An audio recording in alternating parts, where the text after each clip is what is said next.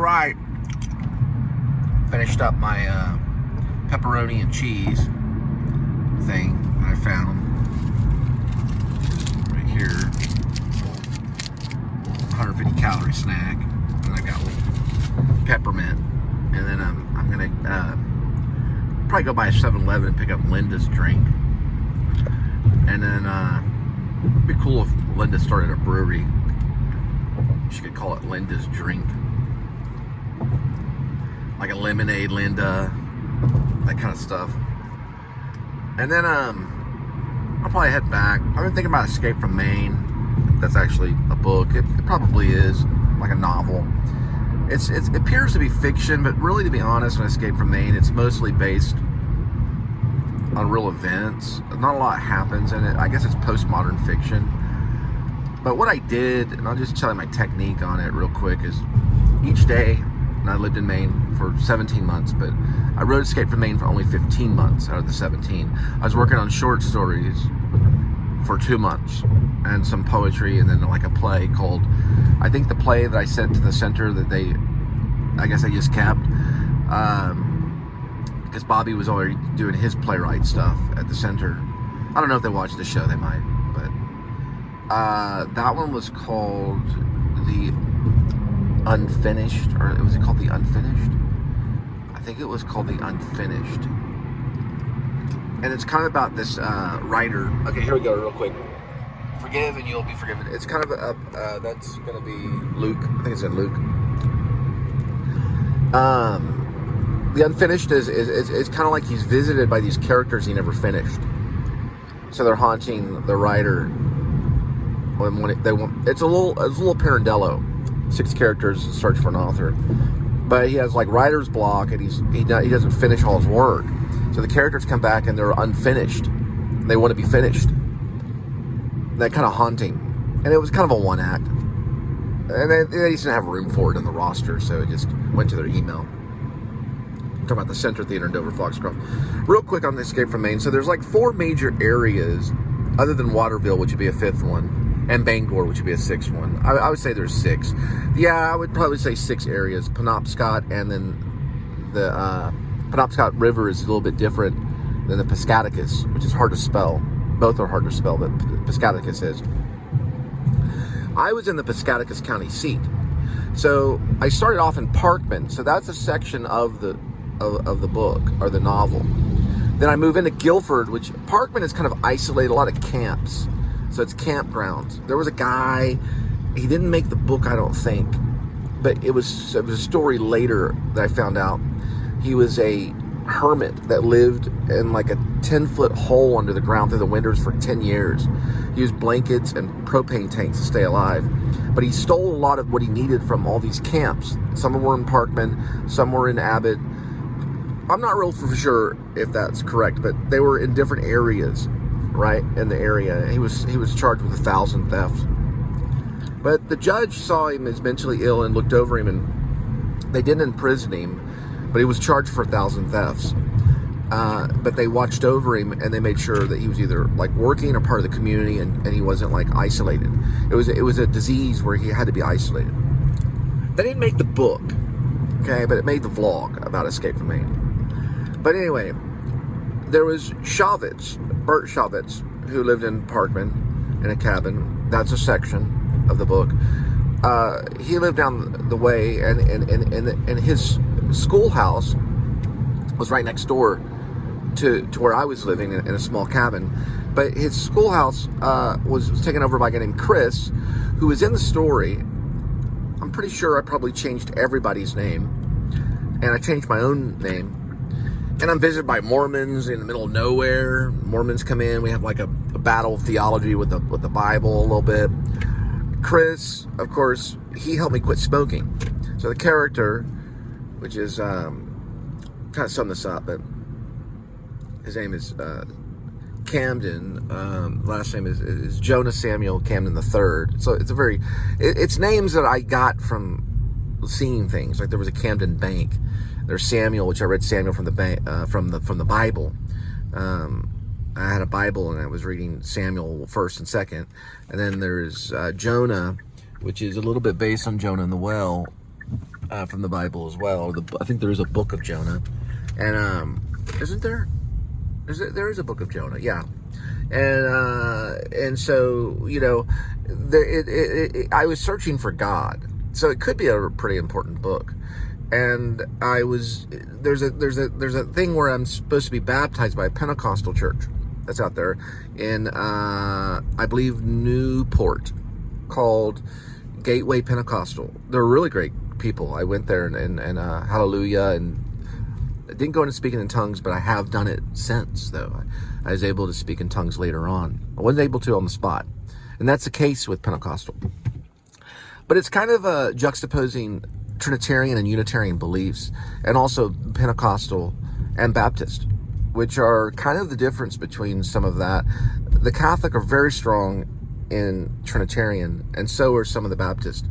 They're sometimes similar in a way, but not with the rituals, are not different. The Protestants are always going to be just straight up, right? There's not a lot of ritual.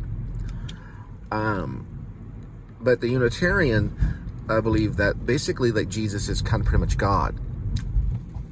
The Trinitarian believe in the Father, the Son, and the Holy Ghost, and they're very distinct about that. So that's a mention, that's an argument in it. It's mentioned in it. And so he's searching for these things. He goes by, eventually, you know, Stephen King's house, and then he sees Stephen King in the middle of the street, the road, naked, gutting a moose, which it didn't really happen.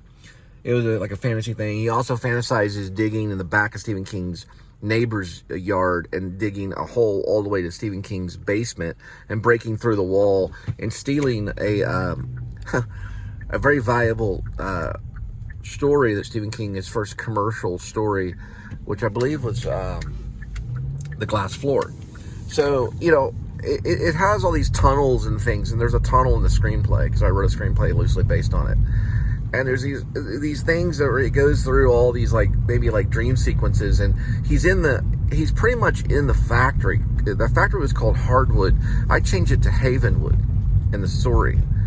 Jonah goes to Havenwood, and he gets accepted, and he works in this factory where it's deafening, and there's a ghost that he hears, a ghostly voice, which I really did hear something.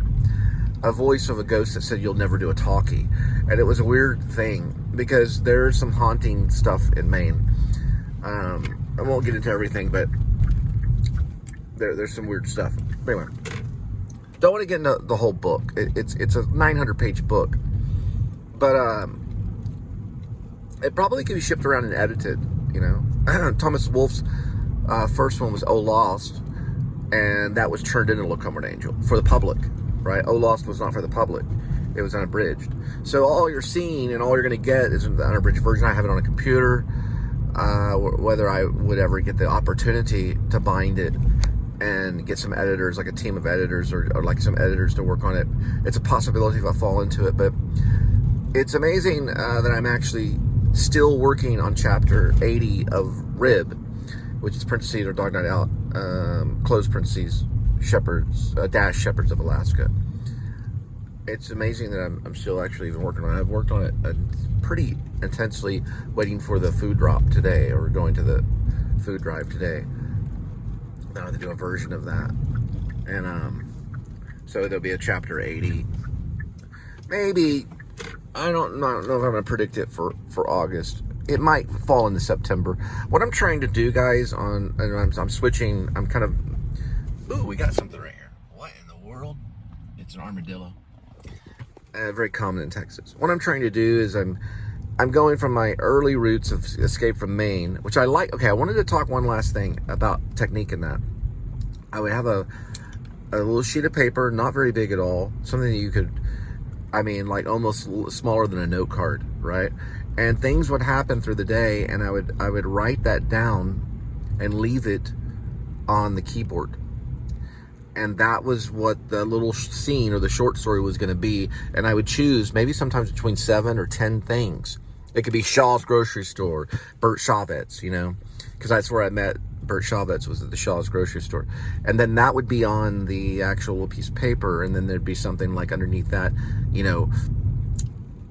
I don't know. It could be really anything. A deer, I'd say deer.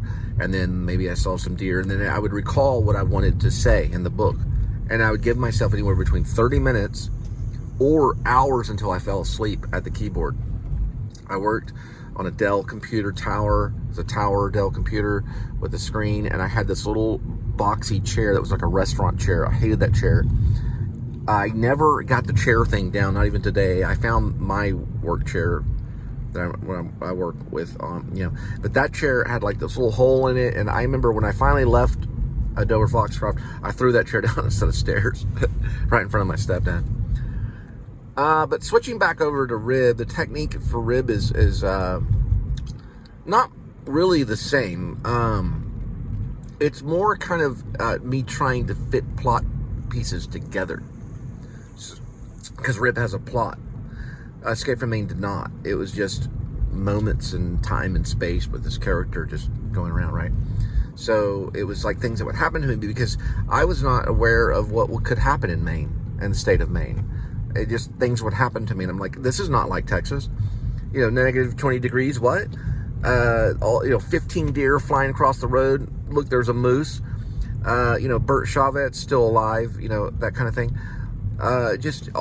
Stephen King's hanging around, talking on the radio. He'd be on the radio saying, hey, Mainers, and it'd be cold outside, it'd be like negative 10, and be like, y'all stay warm tonight, this is Stephen King's voice, and it's like all these things were happening, so it was like, this is exciting, and I would just 100 miles a minute at the keyboard, sometimes up to 3 or 4 pages, which is actually pretty good for sitting right after working an 8 to 10 to 12 hour shift in a factory. I'm surprised it didn't kill me. A lot of things go on. There's a lot of stuff between Jonah and Mom and the stepdad, the dogs. There's dogs involved, so there's probably a really good story there.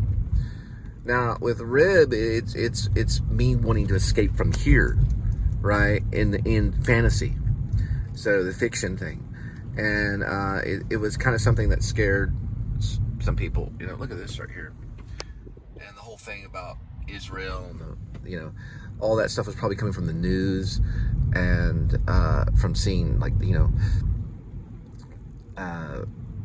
don't know. I guess it was all kind of like biblical, maybe there's some end times kind of stuff in it, and so there was a connection maybe with like Israel or something in there, and the F-18 Hornet and time travel and seeing Jesus and all this stuff. And that was like later on in the series, and whether I would hang on to it, it's pretty massive.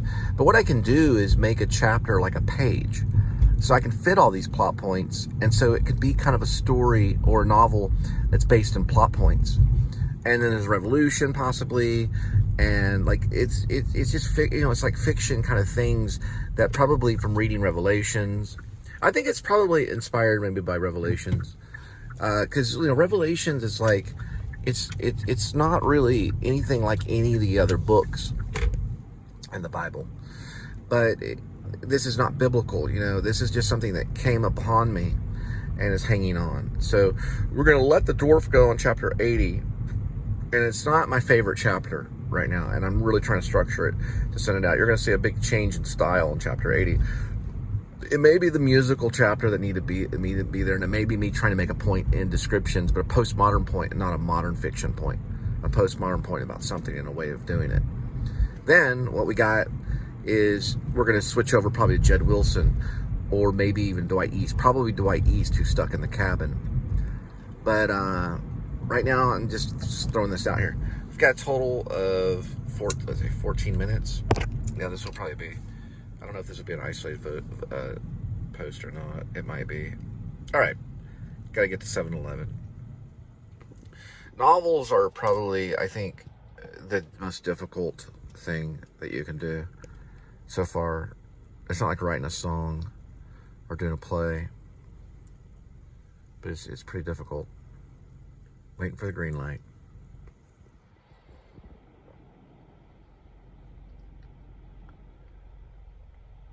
The description.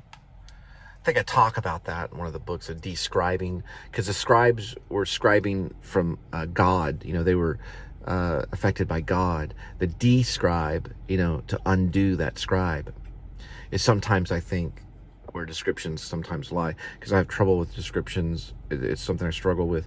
Pension, who I'm listening to, doesn't. He was very, very crafty, because he made a point of his description. He talked about the pigeons at the very beginning of, of Vineland, and he talks about these carrier pigeons that come from nowhere, and is he going to go back to the carrier pigeons later? Because I haven't read the whole book. I only read 4 chapters of it, because I can't afford to buy the book right now, but or the novel.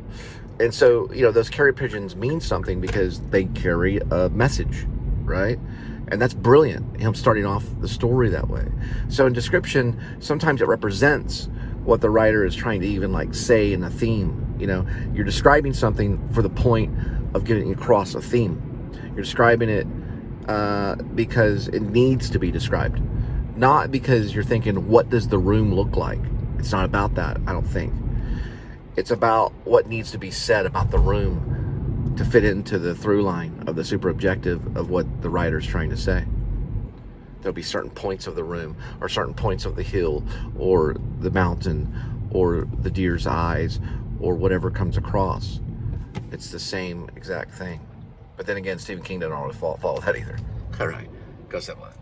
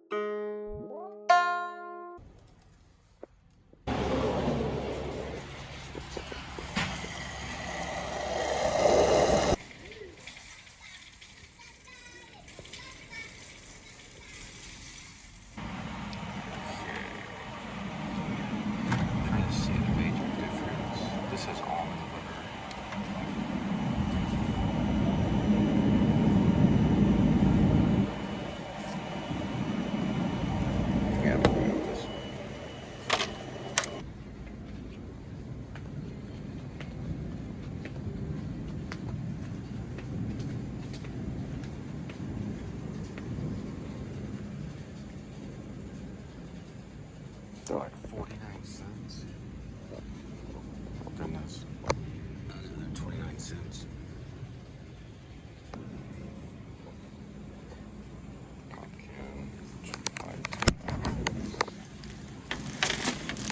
I got some cat food, some of the Bolt House stuff, at about $7.28. So, I don't know.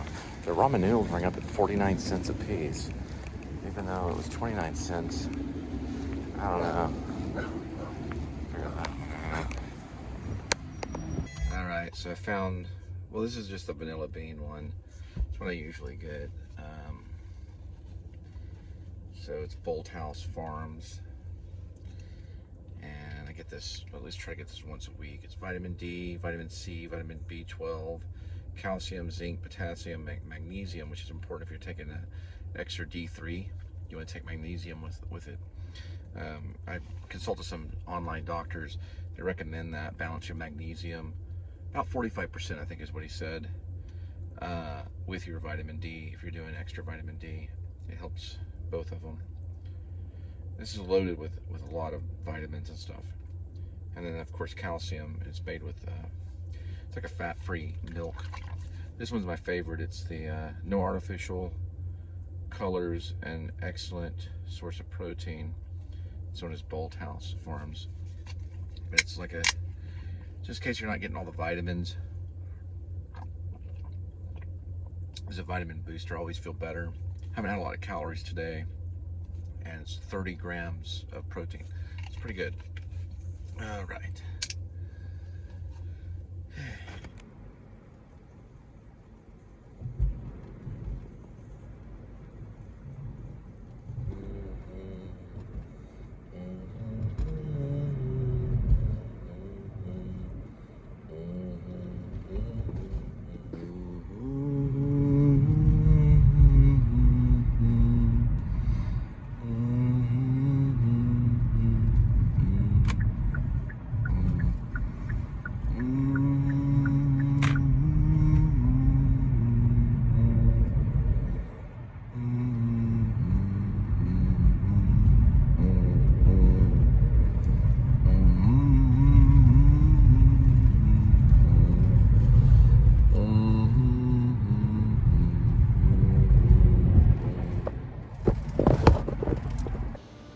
friend Tabby? Hmm?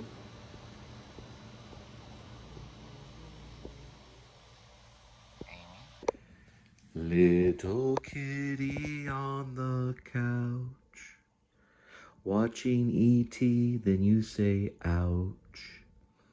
Little kitty on the couch, a cartoon of kangaroos makes you think of a pouch. Little kitty on the couch, Sesame Street has a green creature in a trash can named Grouch. Just a minute, kitty. Gotta feed the outdoor kitties. And here we go with today's kitty. There's one kitty. 9 lives. And each life has a number. Numbers 1 through 9. Let's swirl the cat food. And pick a cat food.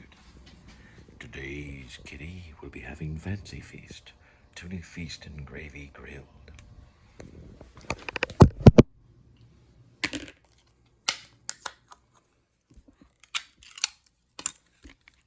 One little scoop. And just a half.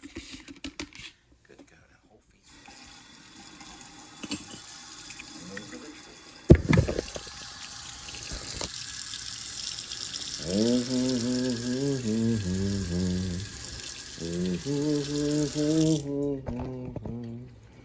Kitty, kitty on the couch, watching E.T., oh no, ouch.